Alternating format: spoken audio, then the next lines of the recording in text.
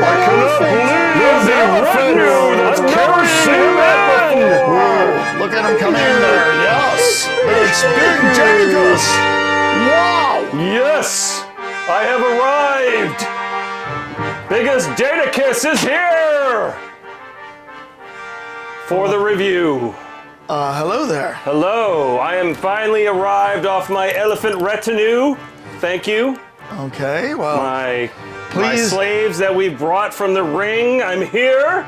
I was pulled from my toga party. Okay. And I was called to do this special review of, I don't know what this is anymore. Is this like stone pictures that we're going to comment on? A mural? Please sit down. I heard it was that the bathhouses that you were. Oh, that's right, I was. Yes. And I was called here. I thought maybe this was more entertaining. Yes. All right. I am thus Biggest Danicus.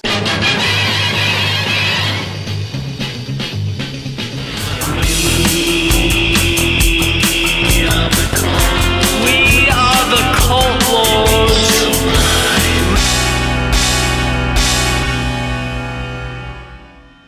Welcome back in, Cult Lords fans.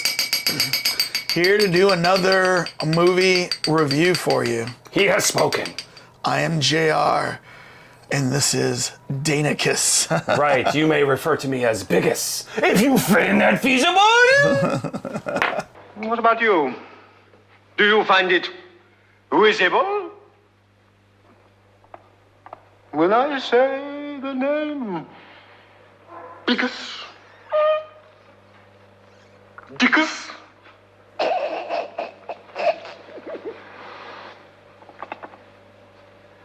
All right, we are here to do another movie review, and this one is Gladiator 2. Back in 2. Part 2. Part 2. Deux folie. Drop the deux. Yes. All right. Well, if you're new to our channel, we want to thank you for stopping by. Trying to get to 20,000 subscribers. And it starts with you. So if you're new to the channel, please hit subscribe, hit like, and then tell us in the comments, what did you think about Gladiator 2? Did you agree with the opinions we're about to impart on you? Did you differ from them one way or the other?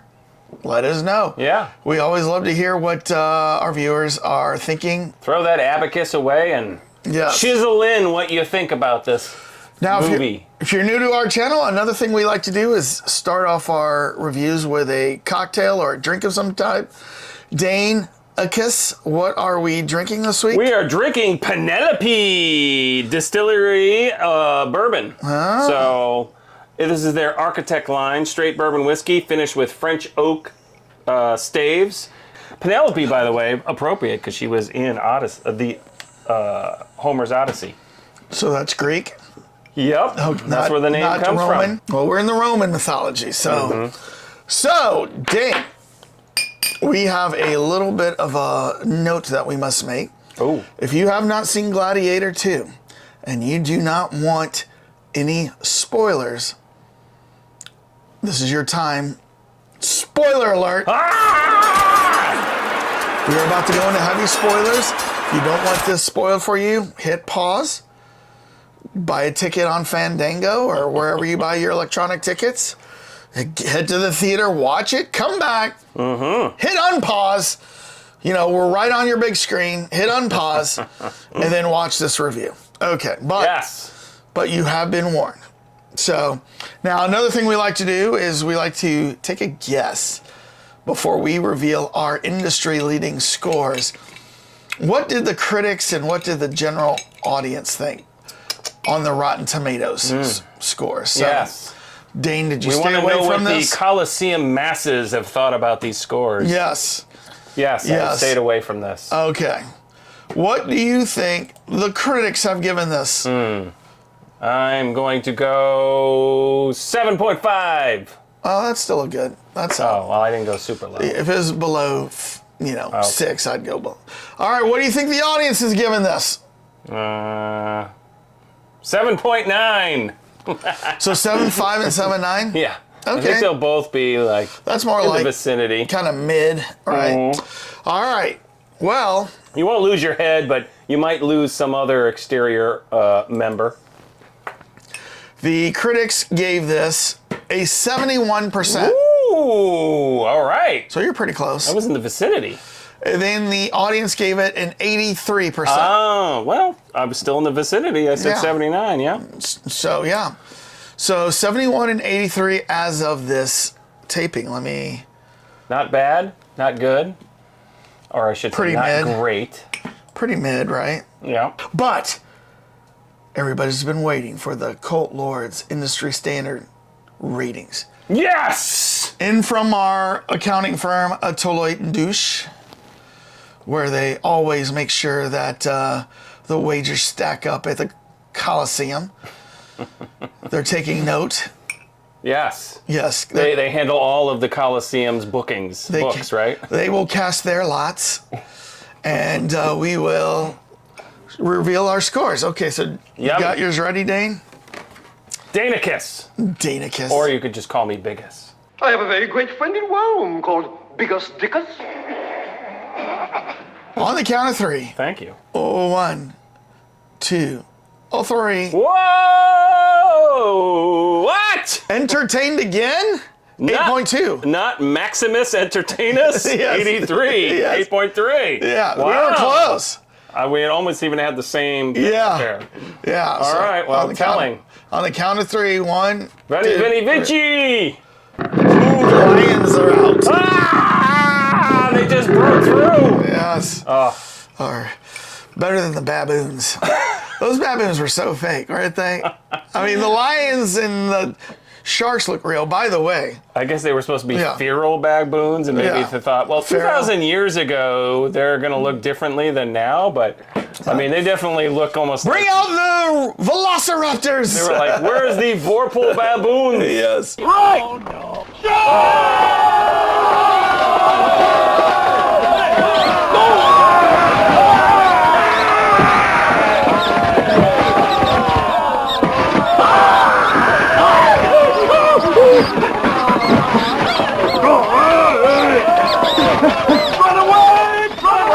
Yeah, so we both liked it.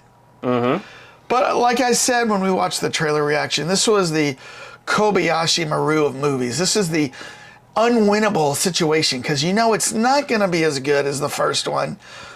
Can't be on par. Not going to be better. In fact, very rarely are sequels as good. I mean, I would probably venture that I think Empire Strikes Back is better than Star Wars. I would say that Aliens, for me, is better than Alien. It's a totally different feel, but that was the smart thing about it. Still a sequel. But I agree. I mean, I do agree. It's just that they went action versus like horror suspense, yes. But So other than those two, I can't think of too many sequels that were on I kind of par thought or Lethal better. Weapon 2 was equal to the first one. Although, you know what, I do think that the Mission Impossible franchise keeps getting better. So maybe Yeah, I agree with you on that, because especially the John Woo one, if you go back to, was 3, I think, and you're like, I can't even watch this. It's so bad. I can watch it. It's just not that good. But, you know. I mean, we should just do slow motion turning shots. You know, over and over again. Yep. But no, so it had an impossible task. Yeah. It was not going to be as good as the first one. Yep. But I was entertained. Yeah. I was from beginning to end. I like the characters. I mean, I will say he gave it the old as much as you possibly could give it. I mean, Who's he? Ridley Scott. Okay, so I was wondering. You know, I mean, and I had read that this movie was actually written. He was coming up with the idea in 2001, and then they really couldn't get the funding for it and everything, and then where it was going, and he wasn't sure. That was a blockbuster smash. No, because Gladiator came out. In 2001, he was going to come up with the next Gladiator 2. That's when he started brewing, and then he was like trying to get traction, and he couldn't get it. Because he couldn't come up with the right storyline. And then over the years, he went and they started engaging Russell Crowe again. And Russell came up with this whole thing where Maximus resurrects.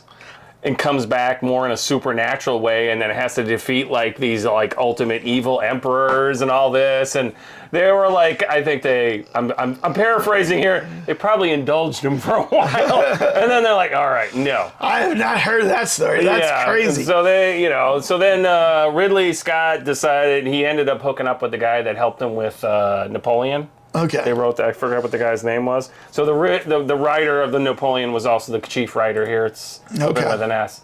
But yeah, I mean that's where they ended on the son of Maximus, the illegitimate son of Maximus. And So where the this was writer's going. David Scarpa? Yeah, that's who it is. Peter Craig or Scarpa. David Yeah. Franzoni. So he was the Okay. principal one, yeah. But yeah, so that's where they finally settled on it, and then Paramount, because DreamWorks made the first one, they bought the whole franchise because in 2003 or something, because DreamWorks was having a problem. Right. And they basically said, okay, we want to make another one, here you go. Right. Well, so the one thing I have to say is the casting was pretty good because, everybody, Mm-hmm. once again, was on par. But I have to say that this Paul Mescal guy, Yeah. I didn't know him from anything. Oh, yeah. And Rob is gone, and I can't see him again. I can't get that life back. I'm sorry. He's kind of like if Pattinson, what's his name, that did Batman? Yeah. From the Twilight things. If he Yeah. had, before he did Twilight, that like all these like teenage angst movies and. So he's and is Foe, yeah. All of Us Strangers, Carmen, After Sudden, God's Creatures, The Lost Daughter. Yeah. Just I don't know any of these things. He's And so- huge. I saw some interview with him recently where they were walking around London, and the girls go nuts. He's like a huge sex symbol in Britain. So when I first saw the trailer, do you know who I thought he looked like at first? I thought he kind of looked like, what is it, Aaron Taylor Johnson from Kick-Ass when he had the curly hair, and this guy kind of has the curly Roman hair, you know what I mean? Right, and Scott didn't know who he was either. He was recommended and then when he met with him, he said he reminded him of, remember the Richard Harris character in the very beginning? Marcus Aurelius, I think his name was? And so that's what he thought he kind of reminded him of. And so even though it's technically not his son, it's Russell Crowe's son. Which in the original movie, remember who it was? That little boy. Yeah, and there's Lucius. And they look nothing like each other. Oh, yeah. You know what I mean? But I said that at first. I go, this is Lucius. When they revealed it, I was like, he looks nothing like him. But you know what? Right. We'll suspend our... I mean, and they cast somebody else to be a young Lucius in this one. Did you see that when they did a flashback? Oh, they redid him? Yeah. No, really? Yeah. I thought maybe they showed him. No, they had another one? There was a part where they did, like when she's sending him away, saying, you got to get away. Yeah. They had like a different character that looks somewhat like Lucius, but still doesn't look like this this guy. Because they did guy. have a small little scene of Lucius himself, right? Yeah. Of the kid. When he's sending him away. Yeah, right. So... Yeah, so, they gave some backstory. I thought it was a good build-up. I mean, it's another angle on it, but, I mean, this is where my Entertained Again came in. It's kind of like the same story over again. It is kind of, instead of, the Marcus Aurelius dying and then Maximus being sold off into slavery, it's his grandson that has to escape. Because there's going to be lots of people looking for him, right? Well, he doesn't escape. The mom sends him away to keep him safe and then cuts all ties just to keep him safe. But, right. So he has no idea. But you would think she would keep any sort of track on him. She would know where he was. But apparently, he makes it to Algeria, which is, they call it something else in here, like Nominus or Nubius. Numia, I think it was. Numia, yeah. And but that's like modern day Algeria, I found out. So there was a Numia. But it was a settled Roman province at this time. So I actually watched a 10-minute video on YouTube where it said things wrong with Gladiator 2 from a Roman historian, like he's a professor. So like a couple things. He was like, they're conquering Numia in the beginning, but that had been a settled Roman province for like 200 years, before that. Another thing that he said is that they did do flooded Colosseum stuff. Ready to roll!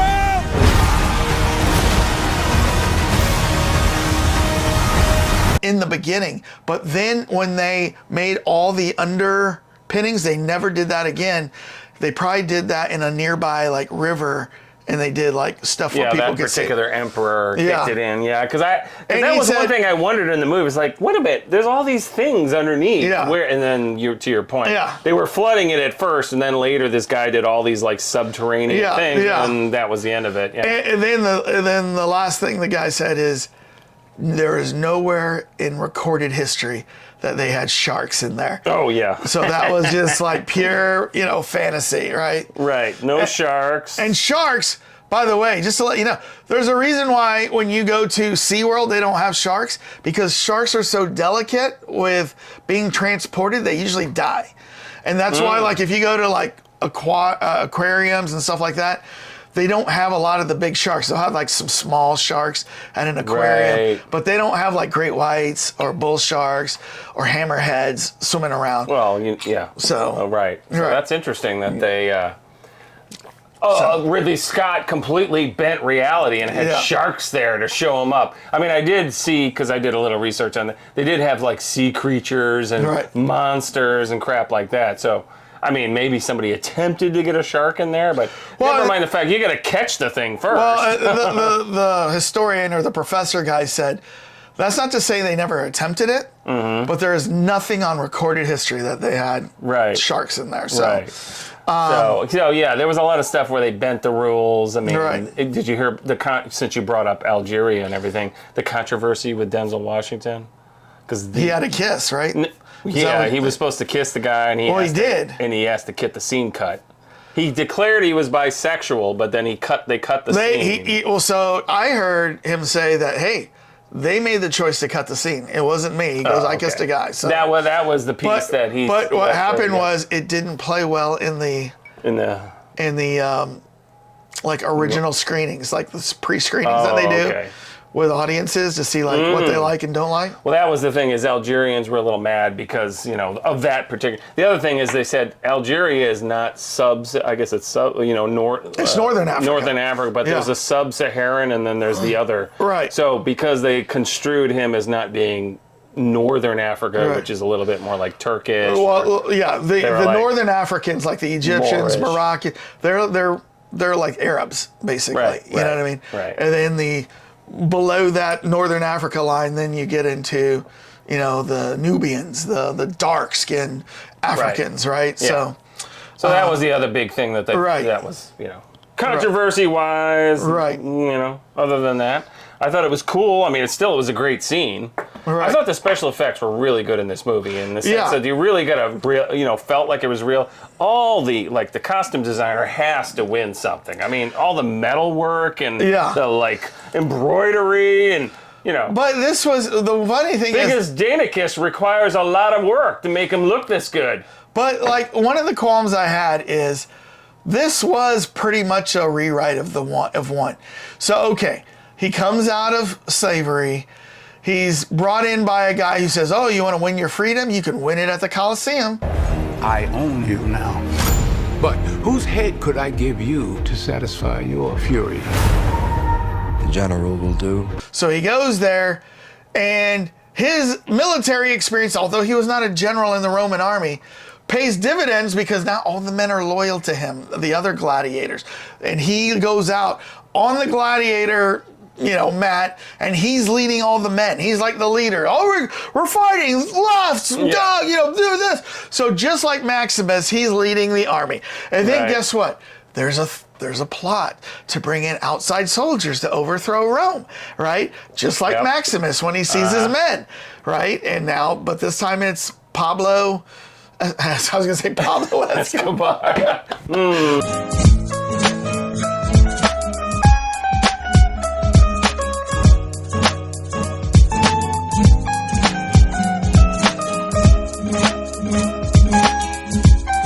Pedro Pascal. Well, and so that was one thing, because I haven't seen Gladiator itself. Was the guy that no, I mean, I'm sorry, I cut myself off. I haven't seen it for like 10 years, so I forgot some of the storyline. I've seen it. But the Oliver Reed character in the first one, was it exactly the same plot line between the two, him and Mordus? Denzel Well, Washington, no. They both were guys that were in the Gladiator pits Yes, and brought and they themselves brought themselves out. and then they made their money. But the Oliver Reed character, he was not trying to become a senator and gain power. He was simply there to gain wealth. You sold me queer giraffes. I want my money back. Not a chance. Right? So he wanted his gladiators to do well so he could get money, maybe a little bit, and he was already well known. He was like a famous gladiator back in the day that won his freedom. So he was just simply looking for money. Mordecus with Denzel, he was looking for power, and he was wanting to go into the Senate and then basically kind of take over the Senate. To restore order, I must have power. And then somehow work his way as emperor, which I thought very, very gallant try, but there's no way. There's no way he would have been emperor. He could have been a senator like he was. So I was surprised when he killed the emperor, right? You know what I mean? And then to get on Lucius's bad side, killed his mother with a bow, right? Right. Oh, why are you doing that? She's not that important to you. Just get away. Yeah, I agree with you on that one. I mean, I have no idea why would he kill the mother when he already had what's the opposite of a person that's going to rebel with him and just take over. He had all this loyalty. Yeah, why? You know what? I mean, at that point, he has, what's his name, Lucius's loyalty, because he brought him here. He promised him the head of Pedro Pascal. And he delivered everything. And at that point, I don't think Lucius would be killing Denzel Washington. But when he sees Denzel kill his mother, he just created an enemy right there. And I'm not 100%. Was Denzel aiming for the mother or for him, and it was the arrow went off? No, I think he was aiming for her. For her? Yeah. I mean, maybe she saw her as a threat, because if the Emperor's original wife, I think it was, or was a daughter, I don't remember her title officially. But yeah, I mean, I know there's just a lot of story points where you're kind of like, really? And then when, to your point, when they run out in the end and there's a battle between the Praetorian Guards and all the friends, that have gone and insurrectionists that have joined his cause. That's like the Legion army that's out on, on the outskirts that he brings fighting. him back because he happens to have the ring. Take your father's ring. His name was Maximus, and I see him in you. Which the guy hasn't been around for 16 years. Do people really remember what the ring looked like? Well, it had the inscription inside, Maximus. Yeah. Oh, that's right. It did have that special inscription. So he probably looked at that many times and said, yeah, I know that ring, Yeah. What's Pedro Pascal's character's name? It's like Ericus. Lucius? No, it starts with an A. Cassius is the current general of Rome. He's a soldier trained by Maximus. General Cassius, there are victories yet still to come. Top quality actor. All right. So it added some element. I mean, they got Mescal and nobody knows who the hell that guy is, and then so they're going to bring in Denzel and they're going to bring in General Cassius. He's a soldier, not a politician. He's one for action. What was also kind of an issue to me was if you go back and you watch Gladiator, the first one, they never make it known that Maximus is Lucius's father. It seems like he's concerned for him, and kind of going back, maybe you can see that, but they never declared him. Oh, it's not never official. You kind of just put the pieces together. Yeah. And so that's why when I watched the trailer, we speculated Lucius, but I was like, I don't know, because they don't say that in Gladiator 1.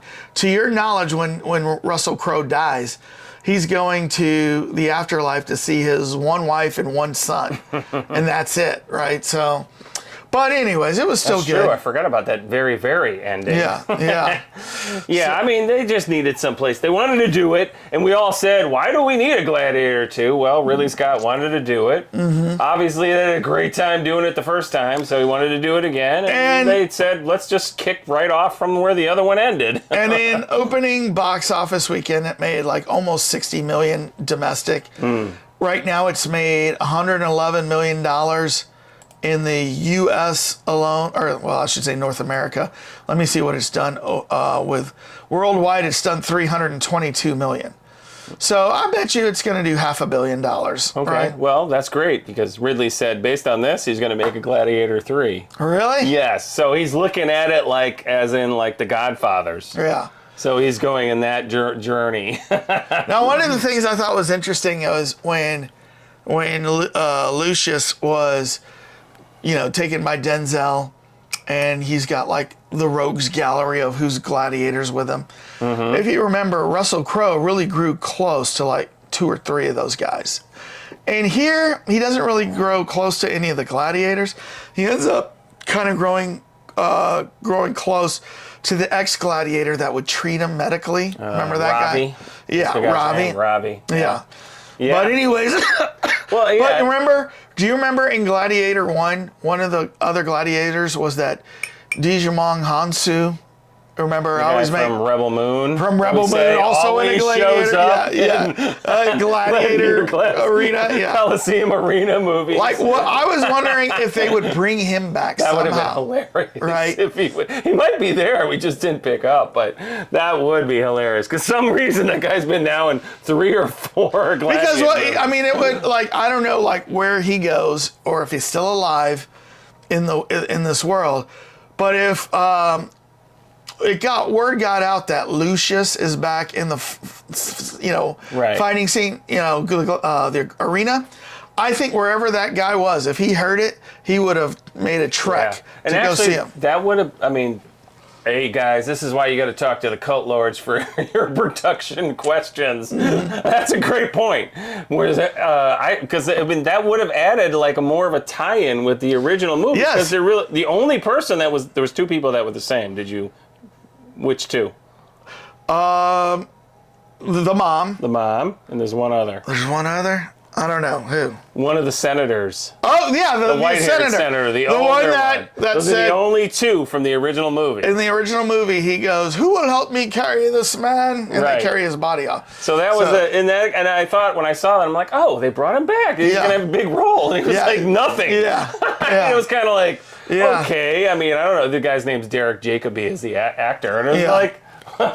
Obviously got some money to show up again. So there was also another cameo as one of the gladiators that was kind of a crossover, if you will. Okay. Do you know who the actor Peter Mensah is?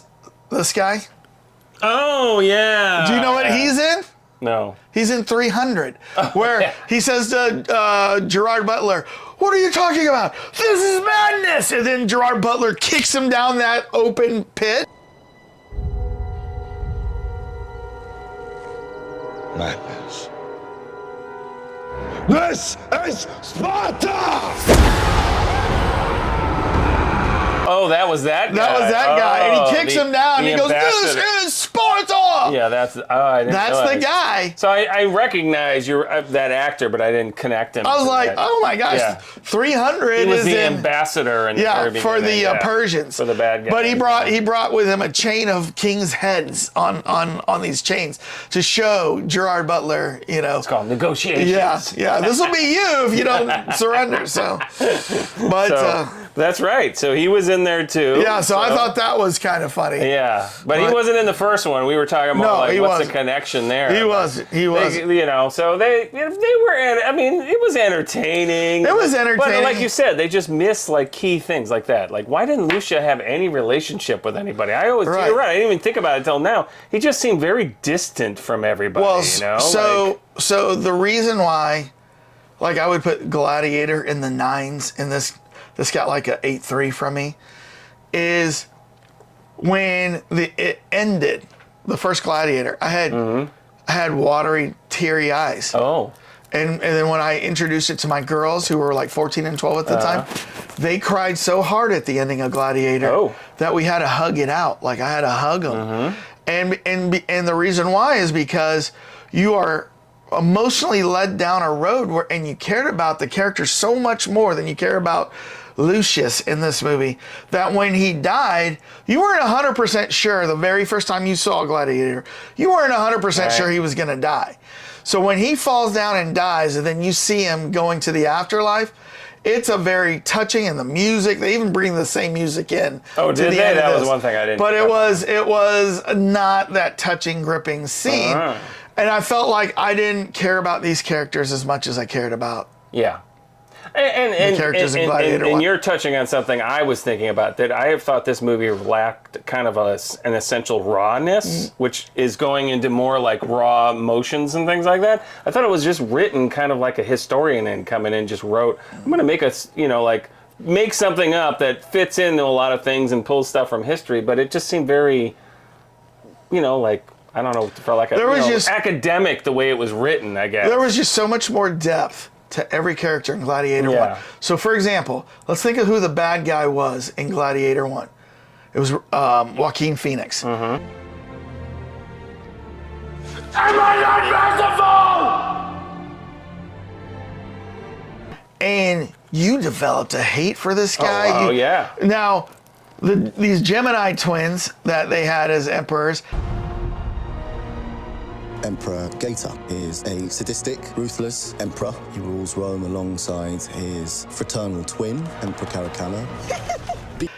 Like, they were interesting, but like you just didn't have the same feels for these guys. And these are real the guys. No, I know. You read that too? That these were based on real emperors at that time. Right. That had a dad, and so at one point there was 3 different emperors all at the same time. But they weren't as ridiculous as these guys. Well, in that one thing that I saw, the things that are wrong, and if I can find it, I'll post it here. It's only a 10-minute video. I recommend watching this guy. But he says that in the movie, it seemed like they really liked to hang around each other, and they tolerated each other, and they would move around before the fallout. But, they would hang out together. He said in real life, these guys hated each other. They always had to be surrounded by guards because they thought the other one was going to kill the other one. So he says there's little differences, you know what I mean? Yeah, minor, So, I mean, that was, I thought, we were talking about the characters. You didn't feel hate for these guys. You almost felt pity because they were just so ridiculous. So or you kind of saw the train coming, the crash coming. Like you seem like an interesting character, but you're just not as despicable. So you didn't have the hate for the bad guys. You didn't have the love for the good guy in Lucius in this one, like you did for Maximus. And then, like, even all the other supporting characters that were part of his like that Digimon Hansu, then the big Austrian guy who was like Arnold Schwarzenegger, that guy. Like, you felt for those guys in Gladiator 1. You felt for even the leader, Porto, of the Royal Army or Legion that took over for Maximus when Maximus was gone. You could see at the end how he was split with his loyalty, and in the end he favored Maximus. So you just didn't get that depth of character in this one. It seemed like the whole thing was just following a train all the way to the end. Like, there wasn't surprises. You kind of just saw everything happening the way you expect it to happen. The one thing that surprised me was watching Denzel get his arm chopped off. Oh, you didn't see that's why I put that out there. No, I mean, I just didn't see that coming. And so when it happened, I was like, oh! Well, you know what I mean? Yeah, well, and that's another surprise that I thought was this whole time, Denzel's whining and dining. He's kind of this up-and-coming merchant. There's a part where some guy owes him so much money on the Senate. He's able to get all this info out of him. Take his house. Yeah, take his house and then get all this secret info on Lucius. But when he's in the end, all of a sudden he's like suddenly like Gladiator man, like he's been practicing the whole time and fighting, and then it was kind of to me I still thought it was just like a letdown. Like, you're fighting him and you fall in the river, then you cut his arm off, and then he stabbed him. And then he stabs him. Like, you kind of thought there would be more, like something else. But the scene in itself just seemed wrong because you didn't get that sense that Denzel against a fully seasoned, just fought all these battles Gladiator against him, and somehow he held his own really. Maybe he was tired. I don't know. Maybe he had an edible or something. I don't know. But is that how that works? I don't know. Oh yeah, dudes. I'm so tired. Been smoking some of those Greek edibles. Yeah. Romans. Roman. You don't smoke edibles, but the Romans when you do, dude. Oh. But I mean, then you're right. That ending was kind of silly, but he didn't die. He lived, so are they gonna make? So what's he gonna do? I completely forgot. They just basically go off into the sunset, don't Well, they? yeah. What happened? He goes, "I have a dream that is Rome. Who's here to help me do it?" And then some guys on one side go, "Yeah," and then the guys on the other side go, "Yeah," and then they're all together, "Yeah," and that's the end. Right. It would be like somebody had said, "I'm going to write a Ridley Scott movie in academic story mode." Yeah, it just lacked a certain depth of things, but it was still entertaining. Yeah. It was a good Rome movie. I always love seeing historical things. I think it said if this had been made first. Yeah. And then the other one, that would have been like, wow, he really improved on the concept. Maybe want to try some Roman fruits. They always had fruits on the table. Those low-hanging ones? Yeah, they made the bathhouses actually look appealing when I think they would have been stench holes of unbelievable proportion. Just open butt everywhere. Yeah. Oh my gosh. But yeah, I mean, it made lots of things look cool. It made the war battles cool. There was lots of great things to see, a lot of eye candy, and so it was entertaining. Yeah, but just not. I as agree. Good. You All agree? of that. Yeah, I fully agree. Yeah. But yeah, I mean, I'm looking at my notes about the emperors, Russell Crowe. Oh, there was one funny thing was, what's his name? Ridley Scott wanted to have the big rhino battle scene in the first movie. Oh yeah. But they nixed it because it would cost too much. Yeah. So he got his way in this one. And the thing I thought was amazing, that was a 3D printed rhino that was radio remote controlled. Nice. I mean, it wasn't even CGI. It was like, that looked, yeah. Kudos to them for that one. Once he had his horn broken, he looked broken down in the corner just standing there. So. Oh yeah, I know. You felt sad for him. Yeah. That was one thing. In the first movie, I felt sad for the baboons. I saw. No, I mean they just, and then but for the other creatures that are getting beat up here, I don't remember feeling that in Gladiator. I mean, Gladiator, they were really cut to the chase, it's at your throat. Yeah. And then it was like, okay, well that makes sense. You didn't have that. I had time to take pity on these animals. Yeah. Scene. Also, I thought just little things like. It was 20 years since Maximus died, but you're saying that those swords and the armor for 20 years stood there and did not age. And what I mean? Yeah, well, that's, the implication may be somebody shining them.